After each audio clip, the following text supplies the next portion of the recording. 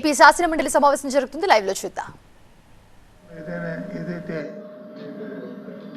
జరిగిన డిఎస్సి మీద అక్రమాల మీద జరిగిన బేరసారాల మీద చర్చించాలని అడిగాం.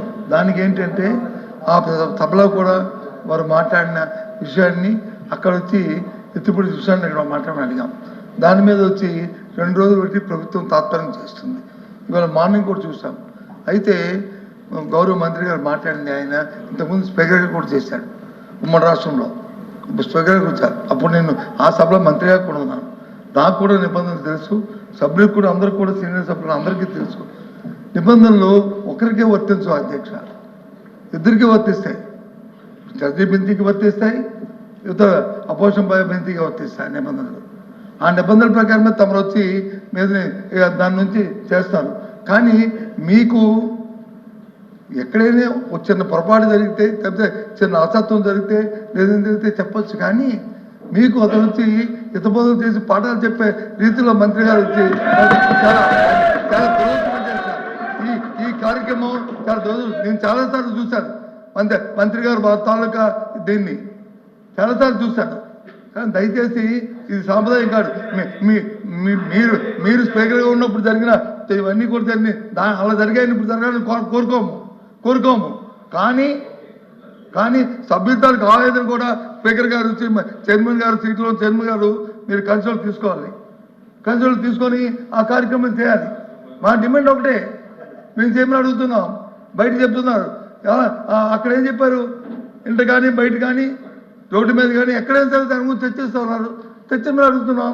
మేము అంతగా చెప్పలేదు. స్పీకర్ గారికి వచ్చి తరం చేస్తూ స్పీకర్ గారికి చైర్మన్ గారికి వచ్చి మీరు వచ్చి పాఠాలు చెప్పడం అనేది చాలా శోచనీయం అధ్యక్ష. దీన్ని పూర్తిగా మీకు అనుసరణ నిబంధనల ప్రకారం జరగాలని కోరుకుంటున్నాం. మేము పూర్తిగా కూడా సహకరిస్తున్నాము. కానీ ప్రభుత్వంలో ఉన్న ఎవరైతే సభ్యులు ఉన్నారో, ఎవరైతే మంత్రులు ఉన్నారో వాళ్ళే మాట్లాడుతూ వారే భాషని తోలనాడుతూ వాళ్ళే కార్యక్రమాలు చేస్తూ ఈ కార్యక్రమాలు చేస్తున్నారు అధ్యక్ష. మీ ఎక్కడైనా సరే సభ్యులు తప్పుగా మాట్లాడేది కానీ రికార్డులో చూపెట్టండి అధ్యక్ష. లేదా కార్యక్రమం మీరు చెప్తే మీతో మా డిమాండ్ ఈ కార్యక్రమం చర్చ జరగాలి. ఎవరైతే డిఎస్సీ అక్రమాలు జరిగాయో దాని మీద జరగాలి. ప్రభుత్వం దాని నుంచి తప్పించుకొని చూస్తుంది. మేము డిమాండ్ చేస్తున్నాం. దానికి వచ్చి మంత్రి గారు చూపితే సరేంటి, వచ్చి పాఠాలు చెప్పడం ఏంటి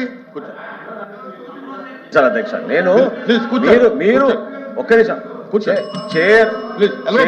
చైర్ గురించి ఏ విధంగా గౌరవించాలో మాకు తెలుసండి. ప్రభుత్వం నుంచి 100% గౌరవిస్తాం చైర్ని. నేను I want to assist you, అంటే ప్రొసీజర్ గురించి మీరు అన్నారు కాబట్టి I want to assist you.